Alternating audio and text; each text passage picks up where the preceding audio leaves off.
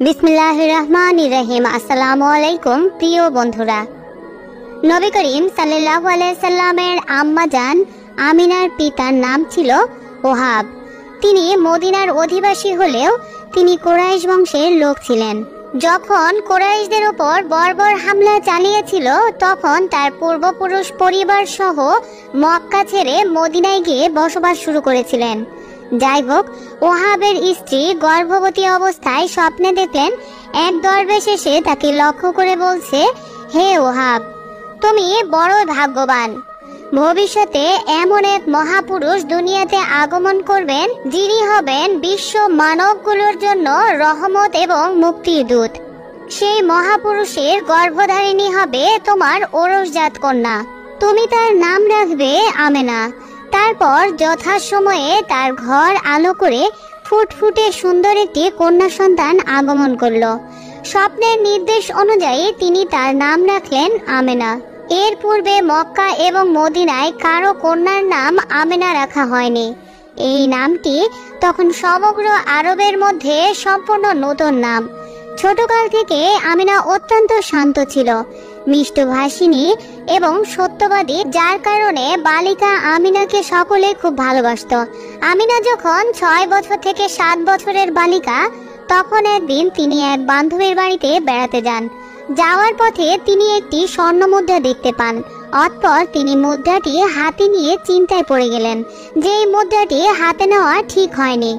তবে এখানে রেখে দিলে মালিকের হাতে না পড়ে অন্যের হাতে পড়ে যেতে পারে, তার চেয়ে মালিকের অনুসন্ধান করা উত্তম হবে। এই চিন্তা করে আমেনা দিনারটি হাতে নিয়ে তার বান্ধবীর নিকট চলে গেলেন এবং বান্ধবীকে বললেন, আমি আসার সময় রাস্তায় একটি দিনার পেয়েছি, এখন কিভাবে তার প্রকৃত মালিককে দিতে পারি। এটা শুনে তার বান্ধবী বলল, তুমি এটা নিয়ে এত ব্যস্ত হচ্ছ কেন? চলো আমরা এটা দিয়ে খেলনা কিনি।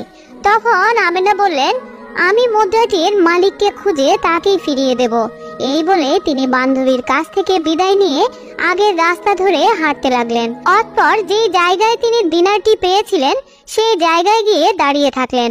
কিছুক্ষণ পর দেখলেন এক বৃদ্ধা আসলো এবং পথে পথে কি যেন খুঁজে বেড়াচ্ছে। তখন আমিনা বললেন, আপনি কি কোনো কিছু খুঁজছেন? সেই লোকটি জবাব দিল, আমার একটি দিনার কোথায় যেন পড়ে গিয়েছে। এটি আমার শেষ সম্বল ছিল, এটি না পেলে আমার ঘরের সবাই অনাহারে থাকবে। তখন আমিনা বললেন, দেখুন তো এই দিনারটি আপনার কিনা। এই বলে তিনি তার হাতে দিয়ে দিলেন এবং সেই লোকটি তখন বলল, হ্যাঁ, এটি আমার দিনার। লোকটি তখন অনেক খুশি হলো এবং প্রাণ ভরে আমিনার জন্য দোয়া করলো। অতঃপর আমিনা আস্তে আস্তে বড় হলে একদিন আমিনা তার পিতাকে বললেন, আব্বাজান, আমি যখনই কোনো নির্জন স্থানে যাই তখনই আওয়াজ শুনতে পাই, হে আব্দুল্লাহর স্ত্রী, তোমাকে ধন্যবাদ। হে রাসূলের জননী, তোমাকে সালাম। হে নবীদের সর্দারনের জননী, তোমাকে সুসংবাদ। কন্যার কথা শুনে পিতা নির্ভয় দিলেন। পরিশেষে এভাবেই দিন অতিবাহিত হতে লাগলো। একদিকে আব্দুল মুত্তালিব এবং ওহাব পূর্ব থেকে পরিচিত ছিলেন, যদিও তাদের একজন মক্কায় আর একজন মদিনার অধিবাসী ছিলেন।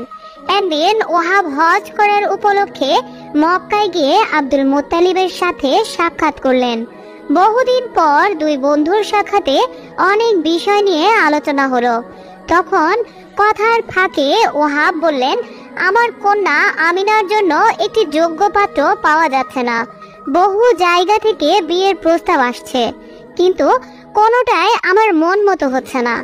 বন্ধুর কথা শুনে আব্দুল মুত্তালিব বললেন, তাহলে তোমার কন্যাকে আমার পুত্র আব্দুল্লাহর কাছে বিয়ে দিয়ে দাও। এই কথা শুনে ওহাব মনে মনে ভাবলেন, নিশ্চয় এই স্থানে আমিনার বিবাহ হবে, এতে কোনো সন্দেহ নেই। কেননা পূর্বেই আমিনা বলেছিল, আমি যখন কোনো নির্জন স্থানে যাই তখন কে যেন আমাকে বলে আব্দুল্লাহর স্ত্রী। তাই তিনি এখানে বিয়ের জন্য উত্তম যোগ্য পাত্র পেয়ে গেলেন। এদিকে আব্দুল্লাহ তো সুন্দর পুরুষ ছিল যে তাকে আরবের শ্রেষ্ঠ যুবক বলা হতো। তিনি যখন রাস্তায় বের হতেন তখন তার এলাকার সুন্দরী নারীরা তাকে দেখার জন্য এবং নিজেদের প্রতি আকৃষ্ট করার জন্য মূল্যবান পোশাক অলংকার পরে রাস্তার পাশে পায়চারি করতেন। কিন্তু আব্দুল্লাহ তাদের দিকে ফিরেও তাকাতেন না। শত শত শ্রেষ্ঠ রূপসী যুবতী তার সাথে বিবাহ করার জন্য ব্যাকুল ছিল। যাই হোক, ওহাব আব্দুল মুত্তালিবের প্রস্তাব গ্রহণ করলেন এবং বিবাহের দিন তারিখ ঠিক করলেন। অতঃপর বিবাহের বরযাত্রী যাওয়ার পথে বনি আসাদের বাড়ি হয়ে যেতে হবে। বনি আসাদ গোত্রের যুবতী কোত্তাইলা তার ঘরের সামনে দাঁড়িয়েছিল মহাসমারোহে বরযাত্রা দেখার উদ্দেশ্য। কুরাইশ বংশের অসম্ভব হ্যান্ডসাম নওজোয়ান আব্দুল্লাহর বিয়ে। আব্দুল মুত্তালিবের মতো মক্কার সম্মানিত লোকের ছেলে, তাই সবার মধ্যে আগ্রহ এই বিয়েকে ঘিরে। বরযাত্রীদের কোত্তাইলার ঘরের দোয়ার থেকে দেখা যাচ্ছিল। কোত্তাইলা তন্ময় দৃষ্টিতে আব্দুল্লাহর দিকে তাকিয়েছিল। এত সুন্দর কোনো পুরুষ হয়? কোত্তাইলা জানতো আব্দুল্লাহর পৌরুষদীপ্ত সৌন্দর্যের কথা। সারা মক্কায় আব্দুল্লাহর মতো কোনো সুন্দর পুরুষ ছিল না। সবাই বলতো আব্দুল্লাহর সৌন্দর্য নবী ইউসুফের মতো। কিন্তু কোত্তাইলা তন্ময় হয়ে আব্দুল্লাহকে দেখার পিছনে শুধু আব্দুল্লাহর পৌরুষদীপ্ত সৌন্দর্য না, অন্য একটি কারণ ছিল। আব্দুল্লাহর চোখে মুখে আলোক খেলা করছিল। এই আলোকের রহস্য কি? কোত্তাইলা হঠাৎ মনে হলো, আব্দুল্লাহ কি তবে সেই প্রতীক্ষিত নবী? মক্কা মদিনায় খ্রিস্টান ইহুদিরা অপেক্ষা করছিল এক নবীর। অনেকেই বলছিল ওই সময় সেই নবী আসবেন। তাহলে আব্দুল্লাহ কি সেই নবী? না হয় তার চোখে মুখে এই পবিত্র আলোকের উৎস কেন? কি পাগল করা সৌন্দর্য সেই আলোর! কোত্তাইলার তন্ময়তা কাটেনি তখনও। বরযাত্রীরা তার ঘরের দোর অতিক্রম করেছে মাত্র। হঠাৎ কি হলো কোত্তাইলার? খুব তড়িঘড়ি করে ব্যাকুল ভাবে ডাকলো, ও আব্দুল্লাহ! আব্দুল্লাহ থতমত খেয়ে ফিরে তাকালো। কোত্তাইলা ব্যাকুলতার সাথে জিজ্ঞাসা করলো, কোথায় যাচ্ছ আব্দুল্লাহ? কোথায় যাচ্ছ তুমি? আব্দুল্লাহ একটু অবাক হলো। মক্কার সবাই জানে সে বিয়ে করতে যাচ্ছে। কোত্তাইলা তার দূর সম্পর্কের বোন হয়, সে না জানার কথা নয়। থতমত খেয়ে বলল, আমি তো বাবার সাথে যাচ্ছি। কোত্তাইলা তখন বলল, শোনো, তুমি কি আমাকে বিয়ে করবে? এখনই তোমার বাবা তোমার জন্য যত উট কোরবানি দিয়েছে, আমি তার চেয়ে ঢের বেশি উট তোমাকে দেব। দয়া করে আমাকে বিয়ে করো।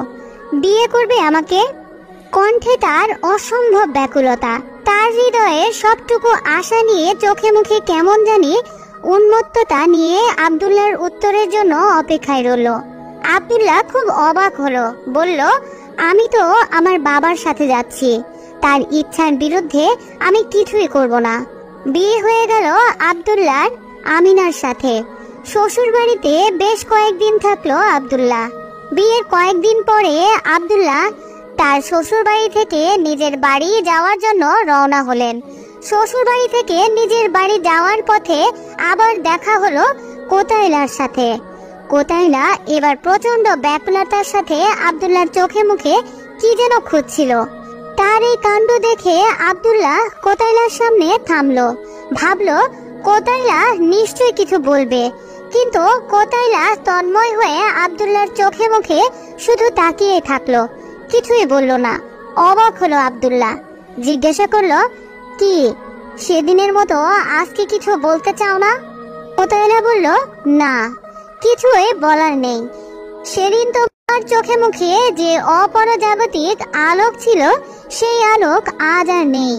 কেমন জানি দুঃখ ভরা কণ্ঠে বলল কোত্তাইলা, তোমার মুখের সেই আলোক আজ নেই আব্দুল্লাহ, চলে গেছে সেই আলো। তাই তোমাকে আমার আর প্রয়োজন নেই। বিবাহের পর আব্দুল্লাহ ও আমিনা সুমধুর দাম্পত্য জীবনযাপন করছিল, কারণ তারা দুজনে অনেক সৌন্দর্যের পাশাপাশি প্রচন্ড বুদ্ধিমত্তার অধিকারী ছিলেন। আমিনা বৃদ্ধ শ্বশুরকে পিতার মতোই ভক্তি করতেন এবং তারাও আমিনাকে কন্যার মতোই স্নেহ করত। কয়েক মাস পর আমিনা অন্তঃসত্ত্বা হলেন। আব্দুল মুত্তালিব সেই খবর শুনে মহা আনন্দিত হলেন। মহানবী হযরত মুহাম্মদ সাল্লাল্লাহু আলাইহি সাল্লাম আমিনার গর্ভে আসার সাথে সাথে আব্দুল্লাহর রূপ সৌন্দর্য কমে যায় এবং আমিনার রূপ সৌন্দর্য শতগুণে বৃদ্ধি পায়। এক রাতে আমিনা স্বপ্নে দেখলেন কে যেন তাকে বলছে, আমিনা, তোমার গর্ভে যে মহামানব আশ্রয় নিয়েছেন তিনি সারা জাহানের নবীকুলের শিরোমণি। আরেক রাতে তিনি স্বপ্নে দেখলেন একটি গাছের ছায়ায় তিনি বসে আছেন। এমন সময় তার কোল থেকে একটি নূরের ঝলক বের হয়ে ছড়িয়ে পড়ল এবং তার আলোতে সমগ্র বিশ্বজগৎ আলোকিত হয়ে ওঠে।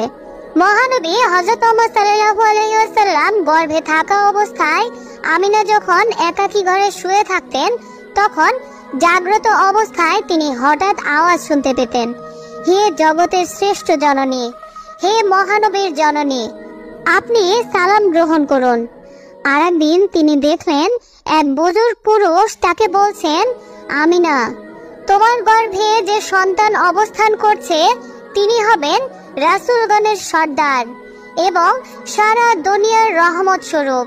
তার আগমনের পর তুমি তার নাম রাখবে মোহাম্মদ। আমিনা বললেন, আমার গর্ভকালীন সময় আমি প্রায় রাতেই এরূপ একটা না একটা আশ্চর্যজনক স্বপ্ন দেখে বুঝতে পারলাম আমার সন্তানের আগমনের ফলে ভবিষ্যতে সারা দুনিয়ায় একটি পরিবর্তন নিশ্চয়ই হবে। অতঃপর বিবাহের 12 মাস পর আব্দুল্লাহ ব্যবসার উদ্দেশ্যে সিরিয়ায় গমন করার সিদ্ধান্ত নিলেন। কেননা আমিনার স্বপ্নগুলি শুনে তিনি মনে করলেন যে মহামানব আমার ঘরে আসছেন, এই জন্য কিছুটা হলেও রোজগার করা দরকার। এ সময় আমিনা ছিলেন 6 মাসের অন্তঃসত্ত্বা। আব্দুল্লাহ আমিনার কাছ থেকে বিদায় নিয়ে সিরিয়ার উদ্দেশ্যে রওনা হলেন। সিরিয়ায় ব্যবসার কাজ শেষ করে আব্দুল্লাহ বাড়িতে আসার সময় মদিনায় তার মামার বাড়ি ওঠেন। সেখানেই তিনি ভীষণ জ্বরে আক্রান্ত হলেন। যেহেতু মদিনাতেই তার শ্বশুর বাড়ি ছিল, তাই মামা ও শ্বশুর তার চিকিৎসার কোনো ত্রুটি করেননি। তারা ঠিকমতোই তার চিকিৎসা করালেন। কিন্তু আব্দুল্লাহ মক্কায় ফিরে আসার জন্য ব্যাকুল হয়ে পড়লেন। এদিকে এই সংবাদ শুনে আব্দুল মুত্তালিব ও আমিনা চিন্তায় অস্থির হয়ে আব্দুল্লাহর বড় ভাই হারিসকে মদিনায় পাঠালেন। কিন্তু ভাগ্যের নির্মম পরিহাস, আব্দুল্লাহ তার মামার ঘরে ইন্তেকাল করেন। সে সময় তার বয়স হয়েছিল মাত্র 25 বছর। অবশেষে হারিস আব্দুল্লাহকে নিয়ে আসার পরিবর্তে পিতার নিকট নিয়ে আসলেন ছোট ভাইয়ের মৃত্যু সংবাদ। বৃদ্ধ পিতা আব্দুল মুত্তালিব এবং আমিনা এই দুঃখজনক সংবাদ শুনে একেবারে ভেঙে পড়লেন। আব্দুল্লাহর ইন্তেকালে নবী করিম সাল্লাল্লাহু আলাইহি ওয়াসাল্লাম মাতৃগর্ভে পিতৃহারা এবং ইয়াতীম হয়ে গেলেন। অতঃপর আমিনার প্রসবের সময় ঘনিয়ে আসলো। তখন একদিন তিনি অপূর্ব এক স্বপ্ন দেখলেন। আকাশের পূর্ণিমার চন্দ্র আমিনার ঘরের দিকে নেমে আসছে। চারিদিকে আনন্দের জোয়ার বইছে, তালে তালে ফুলগুলি দুলছে আর খুশবু ছড়াচ্ছে। পাখিরা সব গান ধরেছে। বিশ্বের সমস্ত কিছু যেন আমিনাকে আওয়াজ করে ধন্যবাদ দিচ্ছে। অবশেষে 570 খ্রিস্টাব্দে 12ই রবিউল আউয়াল সোমবার রাতে নবী করিম সাল্লাল্লাহু আলাইহি সাল্লামের আগমনের সময় হয়ে যায়। কেউ তখন আমিনার কাছে না থাকায় তিনি চিন্তিত হয়ে পড়েন। হঠাৎ তিনি দেখলেন তার ঘরখানা উজ্জ্বল হয়ে উঠেছে। কেউ তাকে বাতাস করছে, কেউ তাকে পানি দিচ্ছে, আবার কেউ তাকে শরবত বানিয়ে পান করাচ্ছে। তিনি এসব দেখে অবাক হয়ে গেলেন। তখন তাদের পরিচয় দিয়ে একজন বললেন, আমি ইব্রাহিম নবীর স্ত্রী হাজেরা। আর একজন বললেন, আমি ফেরাউনের স্ত্রী আসিয়া। আর একজন বললেন, আমি ঈসা নবীর মা মরিয়ম। হে ভাগ্যবতী আমিনা, আপনার চিন্তার কোনো কারণ নেই। আমরা আপনার পরিচর্যার জন্য এসেছি। অতঃপর আধার ধীরে ধীরে দূর হতে শুরু করলো। ভোর হবে এমন সময় আমিনার ঘরে বেহেশতি নূরে আলোকিত হয়ে যায়। চারিদিক থেকে ভেসে আসছিল সালামের আওয়াজ। আমিনা সেই আলোর মাঝে দেখছিলেন পারস্য সাম্রাজ্যের রাজপ্রাসাদ, রোমান সাম্রাজ্যের রাজ দরবার এবং সারা বিশ্বে কি হচ্ছে সবকিছু। অতঃপর নবী করিম সাল্লাল্লাহু আলাইহি ওয়াসাল্লাম এই পৃথিবীতে আগমন করলেন। আমিনা কোনরূপ বেদনা ছাড়াই সন্তান প্রসব করালেন। সেই সময় গোটা মক্কা নগরী বেহেশতের সুঘ্রাণে মোহিত হয়ে ওঠে। আমিনা চোখ মেলে চেয়ে দেখলেন একটি সুন্দর ফুটফুটে চাঁদের মতো শিশু জন্মগ্রহণ করেছে। যেন জান্নাতের নূরের ঝলক দেখে আমিনার চোখ জুড়িয়ে গেল। ভোরবেলায় সাফিয়া আমিনার ঘরে গিয়ে আশ্চর্য হয়ে যায়। তিনি দৌড়ে গিয়ে মক্কার নেতা আব্দুল মুত্তালিবকে বললেন, আব্দুল্লাহর ঘরে একটি চন্দ্র উদিত হয়েছে, যা কোনোদিন কেউ দেখেনি। আব্দুল মুত্তালিব দৌড়ে আমিনার ঘরে এসে সেই চাঁদকে যখন কোলে তুলে নিলেন, তখন তার চোখ থেকে পানি ঝরছিল। কুরাইশ বংশে এত সুন্দর সন্তান আর কখনো আসেনি, কিন্তু তার নাম কি রাখা হবে এই নিয়ে আব্দুল মুত্তালিব কল্পনা করছিলেন। এমন সময় আমিনা বললেন, আমি স্বপ্নে দেখেছি কে যেন বলছেন এই শিশুর নাম হবে মোহাম্মদ।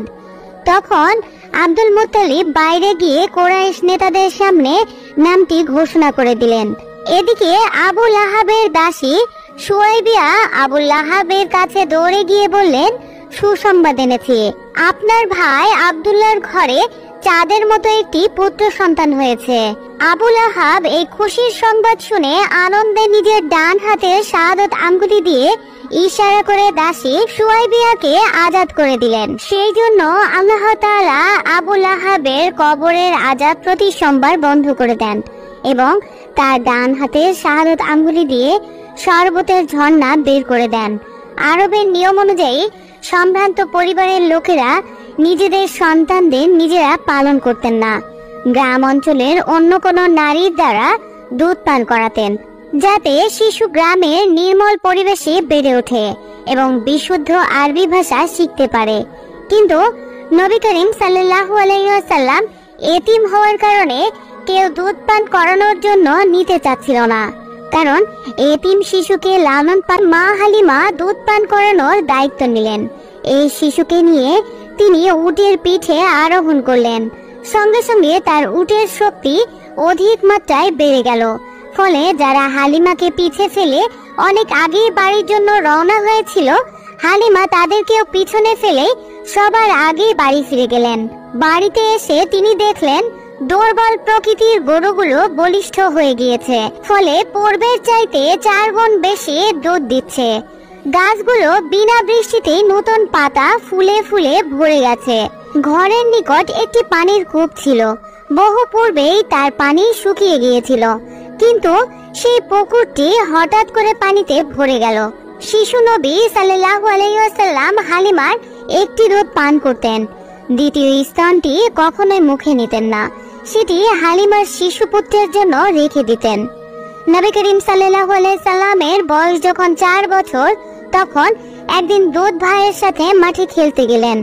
এমন সময় সাদা পোশাক পরিহিত দুজন ফেরেশতা জিবরাইল আলাইহিস সালাম ও মিকাইল আলাইহিস সালাম এসে শিশু নবী সাল্লাল্লাহু আলাইহি সাল্লামকে চিৎ করে শুয়ে বুক চিরে তার ভেতরে গুপ্ত এবং প্রকাশ্য জ্ঞানের দ্বারা অন্তর পরিপূর্ণ করে দিলেন। এই ভয়ানক দৃশ্য দেখে হালিমার ছেলে দৌড়ে বাড়ি গিয়ে কাঁদতে কাঁদতে তার মায়ের কাছে গিয়ে বলল, আম্মা জান, অপরিচিত 2 জন লোক এসে আমার ভাইয়ের পেট কেটে ফেলেছে। আপনি শীঘ্রই যান, দেখবেন জীবিত আছে কিনা। এই খবর শুনে তিনি দৌড়ে গিয়ে দেখলেন শিশু নবী মুহাম্মদ সাল্লাল্লাহু আলাইহি সাল্লাম বসে আছেন। ভয়ে তার চেহারা হলুদ হয়ে গিয়েছে। হালিমা তাকে অভয় দিয়ে বললেন, তোমার কি হয়েছে? তখন নবী করিম সাল্লাল্লাহু আলাইহি সাল্লাম বললেন, 2টি লোক এসে আমার পেট চিরে পেটের ভেতর থেকে কি যেন বের করে নিয়ে গেল। এই ঘটনার পর বিবি হালিমার বুকে প্রশ্নের পর প্রশ্ন জাগতে লাগলো। হালিমা স্বামীর কাছে চুপি চুপি কথাগুলো বললেন। হালিমার মনে হচ্ছিল ছেলেটিকে ভূত প্রেতে আছর করেছে। এই সমস্ত ঘটনা জানাজানি হওয়ার আগে তাকে ফেরত দিয়ে এসো। এরপর হালিমা শিশু নবীকে নিয়ে আমিনার কাছে আসলেন। অতঃপর সমস্ত ঘটনা আমিনার কাছে খুলে বললেন। তখন আমিনাও তার গর্ভ অবস্থা হতে আরম্ভ করে শিশু জন্ম পর্যন্ত যত অসাধারণ ঘটনা ঘটেছে সবকিছুই হালিমার কাছে বলে দিলেন। দুধমার ঘর থেকে প্রাণের টুকরা নয়নমণি সন্তানটি ফেরত পাওয়ার পর আমিনা ইয়াসরিবে গিয়ে তার স্বামীর কবর জিয়ারত করার মনস্থির করলো। তারপর শ্বশুর আব্দুল মুত্তালিবের ব্যবস্থাপনায় শিশুপুত্র মুহাম্মদ সাল্লাল্লাহু আলাইহি সাল্লাম এবং পরিচারিকা উম্মে আয়মানকে সঙ্গে নিয়ে মক্কা মদিনার মধ্যবর্তী 500 কিলোমিটার পথ অতিক্রম করে মদিনায় পৌঁছেন। সেখানে 1 মাস অবস্থানের পর মক্কায় ফেরতের উদ্দেশ্যে তিনি মদিনা থেকে যাত্রা করেন। মক্কা অনেক দূরের পথ, পেছনে মদিনা তুলনামূলক কম দূরত্বে অবস্থিত। পথ চলার এমন এক পর্যায়ে আমিনা অসুস্থ হয়ে পড়লেন।